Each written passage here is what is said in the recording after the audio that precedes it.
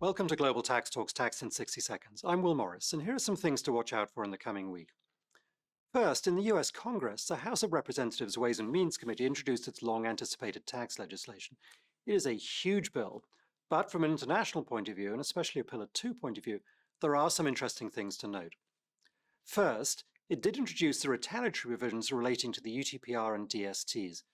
Now, these differ a little from the version of a few months ago, not least in actually naming those two taxes and the diverted profits tax as the real targets of this legislation.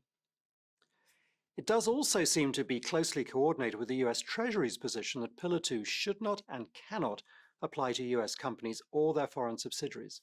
So, if a country has a UTPR or a DST, then these provisions will apply automatically, raising the tax by 5% a year, unless there's a safe harbor in place that would exempt not just US income, but also that of foreign subs of US parents.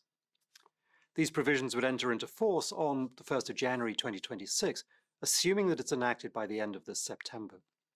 Interestingly, rumors about reductions in the FDII rate, which encourages IP repatriation into the US, turned out to be incorrect, and the rates weren't reduced.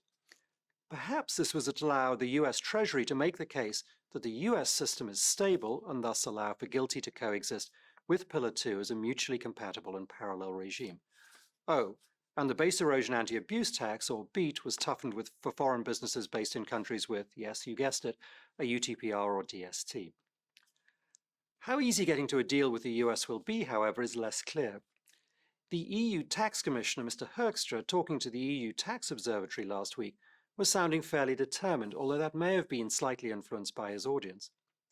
While he said that he did want a solution to the US concerns, he also said that his guiding principles would be fairness and competitiveness.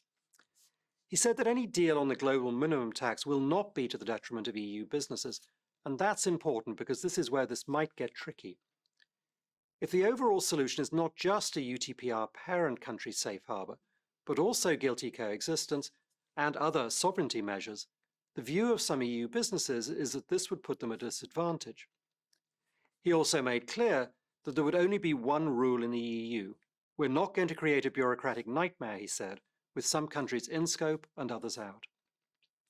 Benjamin Angel, head of direct tax at TaxUD, which is the European Commission's tax directorate, at the same conference, also said that suspension was not on the cards any more than dropping it was. We will engage with the US to find practical solutions while preserving the integrity of the global minimum tax, he said. So, the lines in the sand are becoming clearer, as are the tools for retaliation. One last note on the story I mentioned last week about the US-China tax treaty.